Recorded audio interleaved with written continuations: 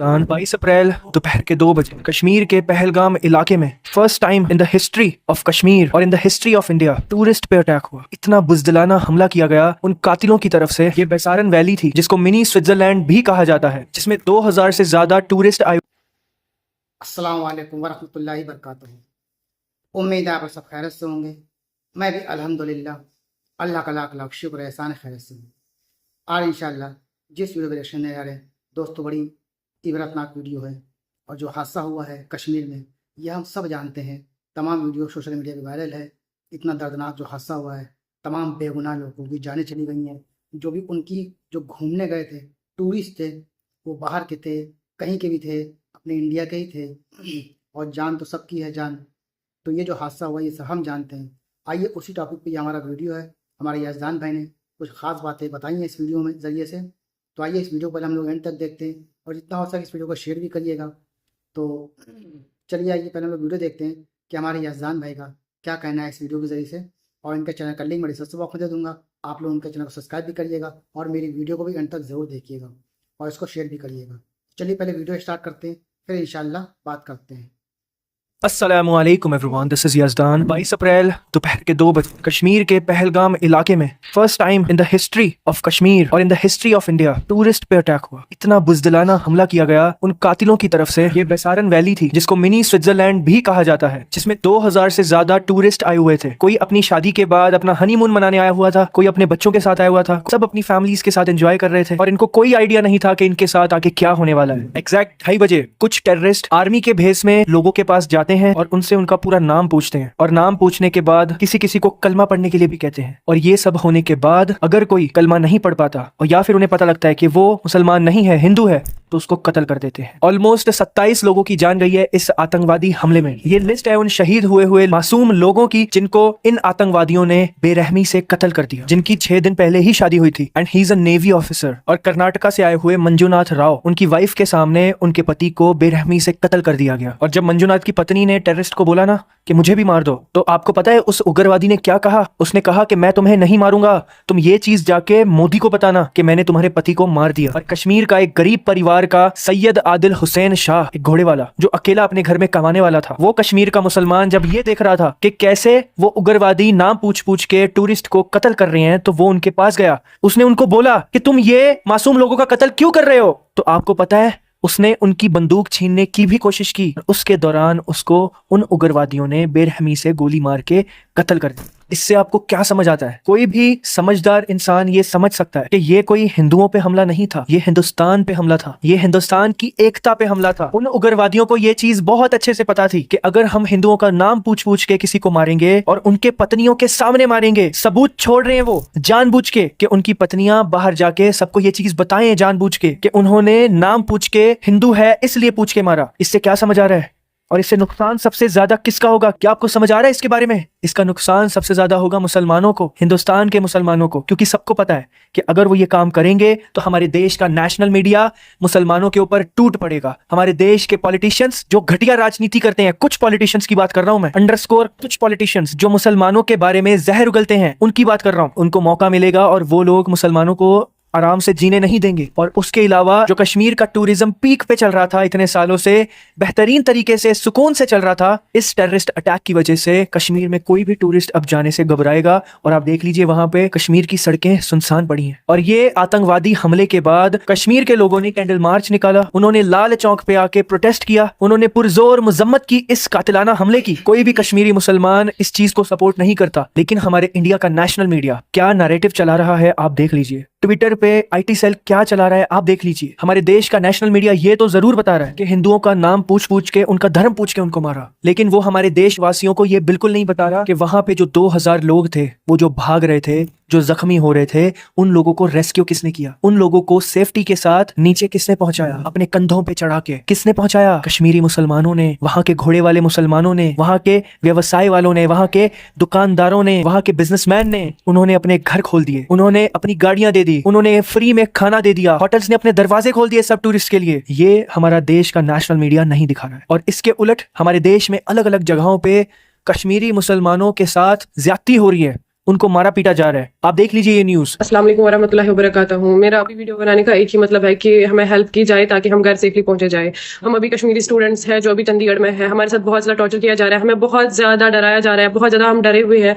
हमारे पे लोकल्स गालियाँ दे रहे हैं, हमारे पे मतलब गंदे गंदे चीज़ें बोल रहे हैं हमारे पे, जो हमसे बियर नहीं हो पा रही है। कल से हम लोग भूखे बैठे हैं क्योंकि हमें बाहर नहीं दिया जा रहा है जाने, क्योंकि हमें यहाँ पे बहुत ज़्यादा ये अभी किया जा रहा है कि तुम लोगों ने किया, वो किया, ये किया, जबकि हमारा तो इसमें कोई इन्वॉल्वमेंट है ही नहीं। हमें इस चीज़ के लिए बहुत ज़्यादा टारगेट किया जा रहा है। तो हम अभी बस इतना चाहते हैं कि प्लीज़ एंड प्लीज़ हमारी हेल्प की जाए ताकि हम घर सेफली पहुंचे जाए।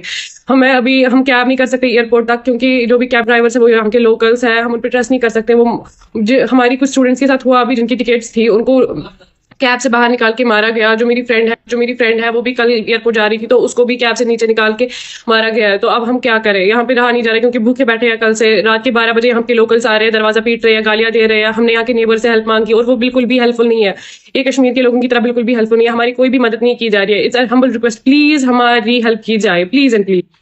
Ich studente die Kindergarten mit Baran, ich university group of institution जिसके डेरा बेसी मायशा पेड़ा विटनेस अचानक हमला करना जैसा कि इस हॉस्टल्स में तमाम वैसे लड़के कम से कम इसमें इस पर आने से भी हॉस्टल्स में दिया गया कि इस पेड़ा तमाम लोकल और बिहारी मतलब यमती है इधर गिरद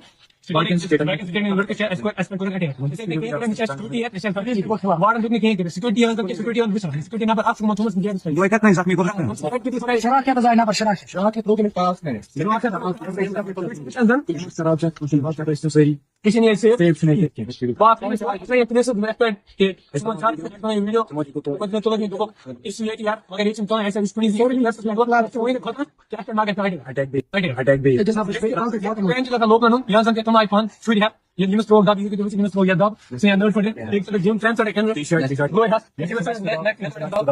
Esse aqui ela não mudou. Esse aqui é o cara aqui. Já vai ter. Vai chegar já तो सोच कर फोन चालू करी सेफ नहीं सेफ हिंदू प्रमुख के सेना उत्तराखंड में क्या कह रही है, सुनिए। पहलगांव में जो घटना हुई है उससे हमें जो ठेस पहुंची है उस ठेस का हम कुछ अपने मुंह से बता नहीं सकते और ना अपने शब्दों में उस बात को बयां कर सकते हैं, मगर एक काम कर सकते हैं जो हमें करना आता है, जो सदैव हिंदू रक्षा दल करता है। हिंदू रक्षा दल उत्तराखंड ने ये घोषणा की है कि कल से अगर कोई मुसलमान, शुरुआत हम देहरादून से करें, कोई मुसलमान कश्मीरी हमें देहरादून में मिला तो हम उसका इलाज अवश्य करेंगे। कल 10 बजे से हिंदू रक्षा दल की टीम अपने घरों से निकलेगी और कहीं भी कश्मीरी मुसलमान मिलता है उसका इलाज करेगी। देखिए, हम सरकार के भरोसे कभी तक नहीं बैठेंगे।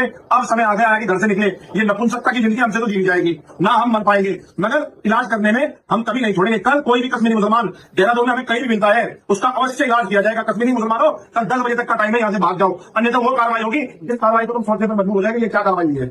किसी और के जुल्म की सजा, किसी और के गुनाह की सजा आप किसी और को कैसे दे सकते हो? क्या आप इतने अंधे हो चुके हो अपनी नफरत में?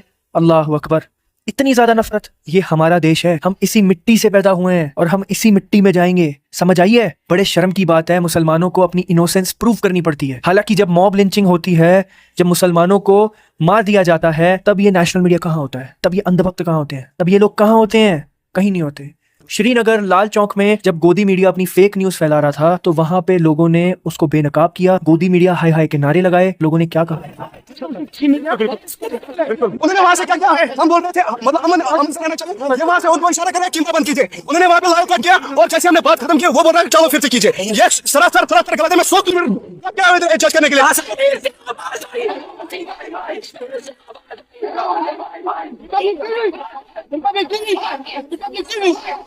एक्सपेक्टेशन है। बहुत बड़ी चैनल है, हम इनको अप्रिशिएशंस दे रहे थे यहाँ से। You are the only medium जिसके तो हम पूरे इंडिया को बोल सकते हैं कि ये इज नॉट बिटवीन ये हम मुस्लिम। तो आप देख सकते हैं कि हमारे देश का नेशनल मीडिया किस हद तक गिर सकता है। नफरत कैसे परोस सकते हो आप? आपको तो देश में शांति करानी चाहिए, आपको इस तरह से न्यूज दिखानी चाहिए कि हमारे देश का माहौल ना बिगड़े। जिसने गुनाह किया है उसके बारे में बोलो ना। मासूम मुसलमानों की क्या गलती है इस चीज में? उनका क्या कसूर है? इनको छोड़ो, अभी हम उनको सुनते हैं जिन्होंने ये वाकया अपनी आंखों से देखा। वो टूरिस्ट कश्मीरी मुसलमानों के बारे में क्या कह रहे हैं, आप सुनिए।